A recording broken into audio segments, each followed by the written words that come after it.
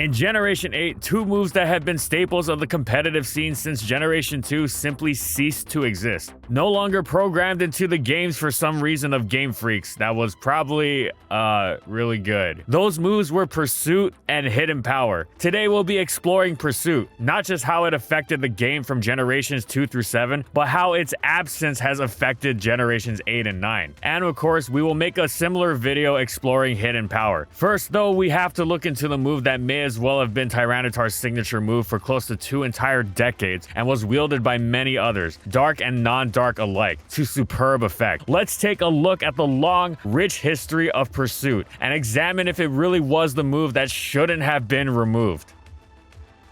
And speaking of metagame defining moves, I know a game that has many moves and even more champions. In fact, unlike the current game I'm playing, it's got 800 incredible champions, if you can summon them of course. I'm of course talking about Raid Shadow Legends. And these champions include reptilians, elves, orcs, dwarves, ninjas, demons, and they all look amazing, with my personal favorite champion being Fenshi, a sick looking samurai with 2 swords. Raid Shadow Legends is so awesome because it brings a console and PC level experience to your mobile device, which makes it all the more fun for me to clear the campaigns, the arenas, the clan bosses, and the faction wars. The holidays are just around the corner, and Raid has not one but 2 holiday events. The first one is the Cursed City update. The Cursed City is one of Raid's biggest features since the Doom Tower, with 100 stages to complete, including stages where you'll need to take down 2 of Raid's bosses at the same time. The second one is Raid's Christmas Story, a special holiday themed event where you can follow Sir Nicholas through a festive story. It comes with mini games to solve and the chance to win both in-game and real-life prizes, ranging from epic and legendary champions to even Amazon gift cards. All you need to do to join the event is head to raidxmas.com. And if you haven't started playing yet, then what are you waiting for? Click my link in the description or scan my QR code to get insane bonuses available only via my link. You'll get 2 epic champions with my link. First is Lightsworn, a very strong epic champion from the Sacred Order. And the second epic champion is Juliana,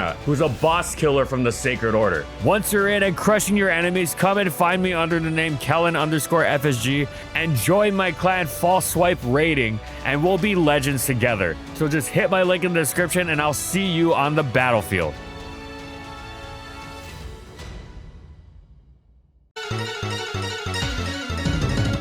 Pursuit was most notorious when used by dark types against opposing Pokemon hit super effectively by it, Ghosts and Psychics. This maximized the damage to compensate for Pursuit's initially low 40 base power and ensured the opponent was effectively trapped as much as possible, since even if they stayed in, they'd be hit hard, creating win-win scenarios for the Pursuit user. Of course, the game had more nuance to it than that. Many of the Pursuit weak Pokemon had ways of threatening the Pursuit users, and you wouldn't want to tap away at them with weak Pursuits while they stayed in and attacked you. Thus, Pursuit users tended to pack a second stronger move to hit the Pursuit targets harder as they stayed in. The standard was, of course, Tyranitar's Crunch. In later generations, Weavile would pack Knockoff, while Scizor could also strike a target first with Bullet Punch. Speaking of Scizor, that brings us to the next part of Pursuit and its nuances. It wasn't always dark types using the move. Most famously, Scizor, Mega and non-Mega alike, loved pursuing Pokemon like the Laddie twins across many generations. OU and Ubers alike, with its technician effectively giving its stab on Pursuit for Pokemon staying in. It didn't get the boost on the switch, but in that case the opponent would be switching, so it still hit hard. Mega Metagross and Aerodactyl also loved using Pursuit boosted by their Tough Claws ability. However, Pursuit didn't always need some sort of boost to it, whether through stab, an ability, or even an item. Take for example Metagross in Generation 3, which would effectively Pursuit Gengar without so much as an amazing special attack stat, or any sort of item to make it stronger. Of course, it helped that if push came to shove, it packed the stab psychic that outdamaged even Tyranitar's Crunch. The most extreme example of this came from Generation 3 Ubers, where Skarmory, of all things, can run Pursuit to trap Choice Band Deoxys attack. Remember, Pursuit was still a special move in Generation 3, and Skarmory's special attack is dismal to say the least. But thanks to Deoxys attack's combination of enormous threat level and equivalent frailty in conjunction with its dark weakness, Special Pursuit Skarmory was a legitimately good Pokemon. Pokemon. Furthermore, Pursuit was not just used for trapping dark weak Pokemon either. Once Pursuit became a physical move in Generation 4, Tyranitar and Scizor, often Choice Band, would enjoy using Pursuit against a fleeing Blissey in both OU and Ubers. Before Hoopa Unbound was banned in ORAS OU, Pursuiters like Band Weavile and Scarf Tyranitar were common checks to it. That tier also saw Weavile and Bandit Tyranitar used to Pursuit trap fleeing Assault Vest Tornadus Therian, while one of the few methods Gen 7 OU had of truly punishing Choice Specs Tapu Lele's massive psychics was via Pursuit as well, with Tyranitar often donning an Assault Vest or even its Mega Stone, the former letting it leverage truly untouchable special bulk so as to trap even Focus Blast users like Mega Alakazam, the latter letting its Pursuit sting even harder, while still maintaining the ability to switch moves and receiving significantly improved bulk on both sides of the spectrum, and even speed. Finally, while Pursuit was mostly used for dark weaks and physically frail Pokemon, it could be used in all sorts of situations, even against physically bulkier Pokemon, sometimes even against resists, and to great effect. Why? Well, chip damage of all sorts is enormous, and often pursuing a threatening Pokemon as it fled, even for little damage, was incredibly helpful. It was often the best way to punish their switch, to minimize their ability to come back in and wreak havoc later. Many tournament games saw all sorts of unexpected pursuits against everything ranging from Mienshao to Gliscor, and to fantastic effect, whether it was limiting their capacity as a threat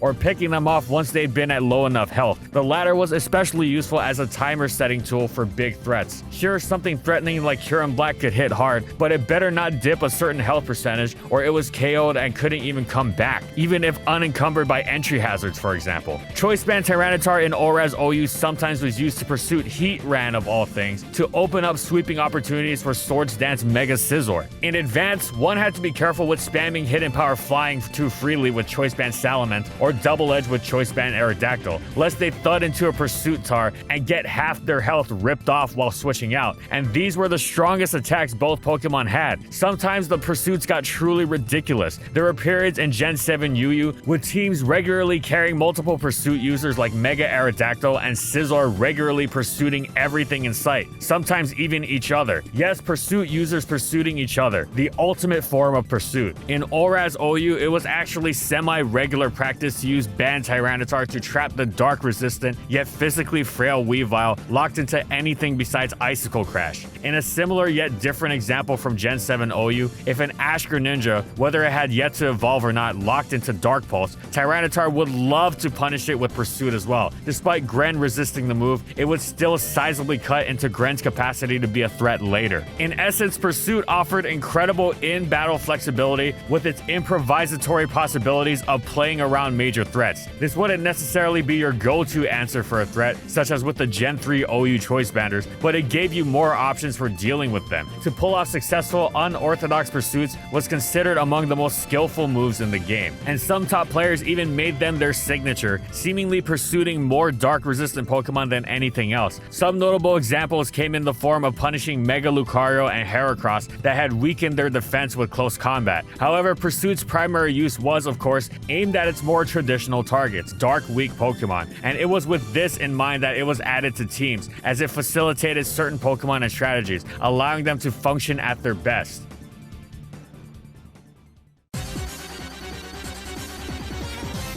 As far back as GSC, Pursuit was used to remove ghosts. There, it meant Tier King Snorlax did not need to run coverage for them and could instead focus on other moves like Lovely Kiss or Sleep Talk, and also made using Explosion much safer. However, the true transgenerational utility of pursuing ghost types came in the form of allowing for Rapid Spin to safely remove entry hazards. This was especially huge in the days before Defog offered an anti-hazard alternative. What further complicated this was that one of OU's best spinners across the gen, Starmie, was also weak to Pursuit. Thus, if you wanted to control the hazard game completely, i.e. remove the opposing ghost so you can Rapid Spin safely, and remove the opposing Starmie so you can stack hazards safely, odds were you were going to use Pursuit. Theoretically, this made Spiritomb the culmination of this idea. It was a ghost type that wasn't weak to Pursuit itself, so it could spin block, and it was a dark type with Pursuit, allowing it to pursue both other ghosts and Starmie. Of course, Spiritomb's myriad other issues meant it was more of of a UU Pokemon, but it did see some OU use for this niche. Additionally, this whole Pursuit and Hazard's dynamic continued into the Defog days because the Laddie twins were among the most popular Defoggers, and Starmie continued to be used as a rapid spinner, and Jellicent and later even Cofagrigus popped up as spin blockers. Of course, Ghosts were not the only Dark Weak Pokemon that Pursuit users could remove. They were also often tasked with removing Psychic types, especially since Stab Pursuit users came with the benefit of being immune to Psychic. We've partially covered some ways this was huge, from controlling the Hazard game to keeping huge threats in check, but what other strategies did this enable? Why, some of the scariest Pokemon in the game, of course, fighting types. This was a long-standing tradition also dating back to GSC, where Machamp loved unleashing its cross chops without worrying about slotting in Hidden Power Bug for Exeggutor. Plus, Fighting Stab was also stifled by Ghosts, so Pursuit was doubly effective support in that vein. This strategy continued across the generations, helping for instance Terrakion deal with the otherwise irritating Slowbro. Pursuit was so good it created roles for Pokemon that otherwise be entirely outclassed. However, they had unique traits that allowed them to pursue a certain way, and that meant they were viable. This goes back to GSC as well, with Houndoom offering a solid alternative to Tyranitar. First and foremost, its pursuits and crunches were much stronger, boasting an impressive 110 base special attack as opposed to Tyranitar's base 95, while its half fire typing also gave it resistances to Exeggutor's Giga Drain and Jinx's Ice Beam. It reprised this alternative pursuiter role in Gen 3,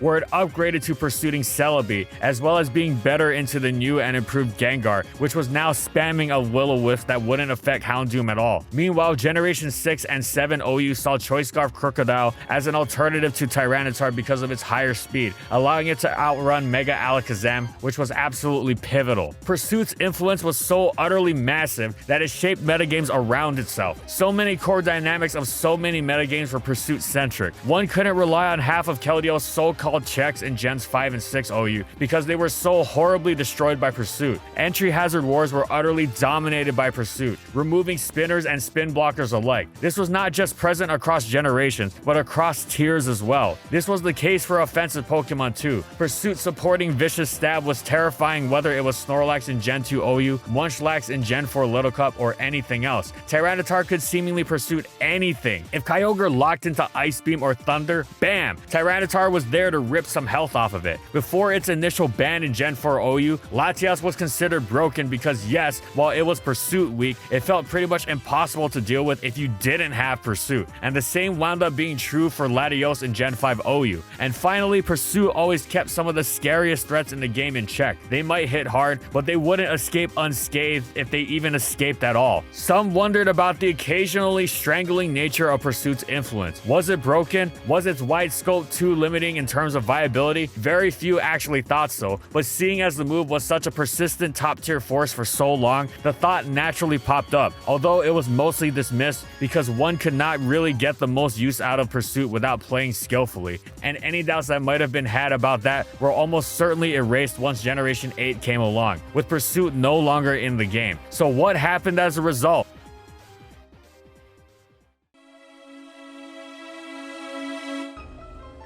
Well, Ghost types began spamming Choice Spec Shadow Ball, something that was almost unthinkable from Gens 4 to 7, where Tyranitar reigned, maybe sometimes in the lower tiers, but even those tended to have pursuiters like Drapion and Skuntank to make you think twice about getting too immediately strong with your Mismagius. The exception was Specs Rotom Wash in Gen 4 OU, but that was a good Pokemon because its main stab was Thunderbolt, i.e. not something that bounced off of Tyranitar. If your main stab was Shadow Ball though, like in the case of Gengar, then you could forget it. It could never spam its stab for fear of being KO'd for it, as opposed to other sets which could dance around the Tyranitar issue through Substitute, Focus Blast, and even Will-O-Wisp. Now, however, there was a new ghost in town, Dragapult, and it loved spamming Specs Shadow Ball until the Miltanks came home. Even though its base special attack of 100 wasn't exactly impressive, it was just so spammable that opposing teams wouldn't be able to withstand it over time. The Gen 6 Steel nerf, where the type no longer resisted Ghost, was also a partial contributor to this, but even if that nerf didn't exist, resisted steel switching into Shadow Ball wouldn't actually result in a KO'd ghost type like a Pursuiter would. This dynamic was especially prominent when the Crown Tundra came along and Spectrier, a Pokemon with no coverage for dark types whatsoever, wound up being banned from OU because it took the concept of Spec Shadow Ball to a ludicrously powerful extreme, and even in Ubers, Calyrex Shadow completely and utterly dominated the tier, forcing utterly obscene Yveltal usage for teams simply to not insta-die to it. That wasn't the only development either. Defense Psychic types have long held impressive defensive profiles, with Pursuit being their only weak point. It was the one way they could consistently be forcibly dealt with. With Pursuit no longer around, the only real innate flaw defensive Psychics now had was their inability to have a teammate to punish super effective stab Shadow Balls aimed at them. But this was absolutely worth it for the longevity they gained themselves. This was most apparent in the Slow Trio, Slow Bro, Slow King, and Galarian Slow King, which used their immense bulk and Regenerator to become pretty much immortal. Stopping them from doing their thing was nearly impossible. They were among the most dependable Pokemon in the game, which resulted in a lot of future sight spam. Even something like Specs Tapu Lele could spam Psychic a lot more freely, knowing even if it thudded into a Dark type, it wouldn't be one that crushed it for immense damage, if not a KO, as it switched out. Oh, and where was Tyranitar in this post-Pursuit world? Well, in Gen 8 OU, it established itself as a fierce choice bandit threat, but in Gen 9, it had dropped to RU, where it doesn't look to be leaving anytime soon. So what would change if Pursuit had never been removed? Well, Tyranitar probably wouldn't drop to RU first of all. Even if the metagame was harsh to it, it had found a niche. There have been plenty of metas harsh to Tyranitar before, since it's slow and its weaknesses are that of common attacking types, water, fighting, ground, even steel, post-fairy introduction. And of course, its bug weakness means a U-turn weakness. But even in the face of these problems, Tyranitar's always survived power creep with aplomb because Pursuit would always deal with one big threat or another. In general, Pursuit is how dark types maintained their use as the fairy type got stronger and stronger in Generation 7. Additionally, the Spec Shadow Ball epidemic never would have taken off, and that would have changed everything for how defensive cores responded to ghost assaults across many tiers. These ghosts would still be terrifying Pokemon, of course. Difficult to imagine Dragapult ever being anything less than outstanding, but it'd have to take Pursuit into account with its movesets, as opposed to the Spec Shadow Ball method of simply spamming the move because the dark type absorbing it is going to be worn down eventually. Spectrier might not have even gotten the boot from OU. In a similar vein, defensive Psychics would not be as riskless as they wound up becoming, which was a common source of complaint among Gen 8 players. There was just about no downside to using Slow King, for instance, as it was always going to switch in and future sight and teleport endlessly. Even the physically bulkier of the slow Pokemon, Slowbro, was threatened by Pursuit. The game likely would have formed a similar offensive-defensive identity to the strategies utilized in previous generations. Most of all though, Pursuit still existing in the game would mean that all sorts of Pokemon you never think would get pursuited actually would, because that helped play around them. Scarf Tyranitar used to often be cited as a pseudo counter to just about everything because of how it outran and threatened every useful attacker, and this gave it those avenues for pursuit. Urshifu's single strike would be slamming a whole team,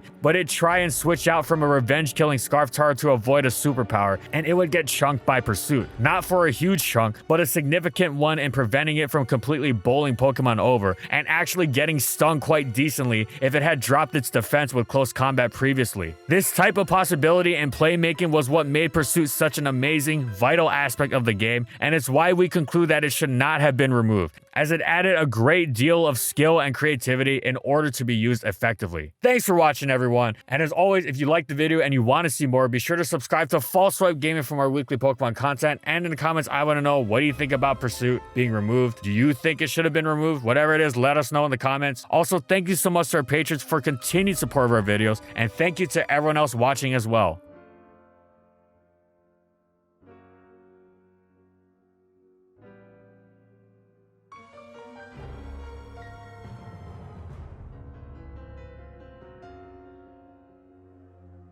And follow my crew on these social media platforms. And that's all I got. See you next time, everyone.